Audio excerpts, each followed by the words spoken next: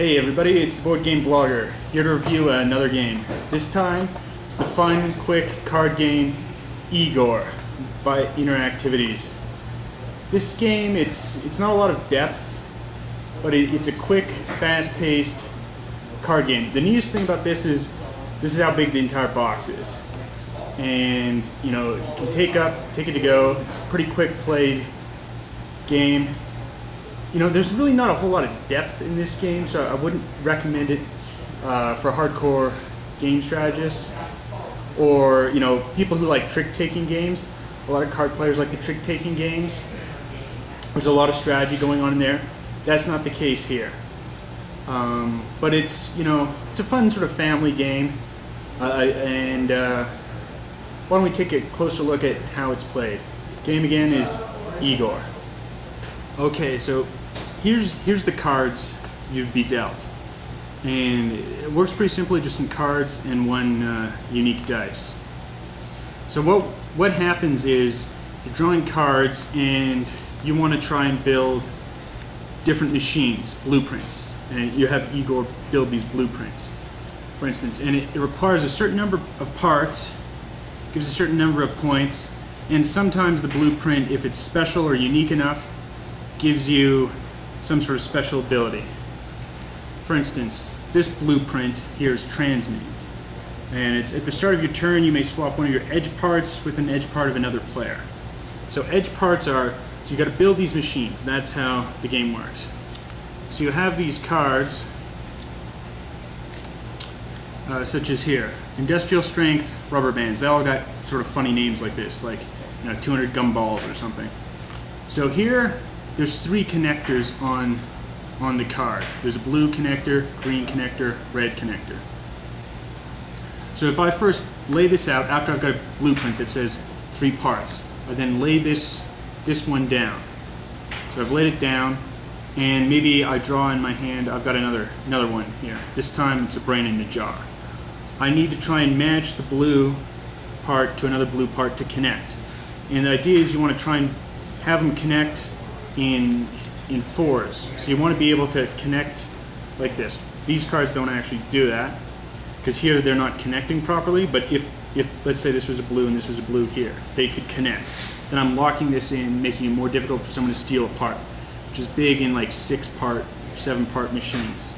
The thing is, because I can't place this one here, I'd have to go like this to complete it. So there's sort of an interesting dynamic in how you choose to place it, but that is really the extent of the strategy. You also roll the dice on each turn, and Igor does something special. So Igor can steal a part of a device that's already being assembled. You know, he can steal like player 2's card and like put it in with building his. So each person's building their own different machines with their own different parts. You can also steal a random card from a person's hand, because you're drawing cards from the deck each time. There's also a junkyard pile that starts face up here. So after you build a machine, so let's say your Igor builds this machine, all the parts are junked and put in the junkyard pile. And some blueprints in some machines that you're building lets you recover from the junk pile.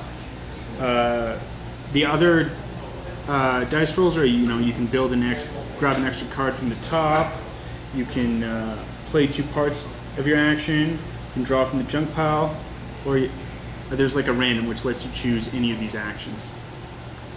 So basically on your turn, you roll, you see what Igor does. Here, choose one of these actions. I'll decide to steal somebody else's card and put it into my machine. Then I have got an independent action, independent of Igor, which, you know, I can either draw a card or place a part. So, you know, it's random luck on what you get from the dice, and then you decide what to do. So, I mean, there's not a whole lot of strategy. It's mostly on, you know, should I draw now or should I try and build? How I'm assembling this. So again, I would not recommend this game to in-depth board gamers who like a lot of strategy, or the board gamers,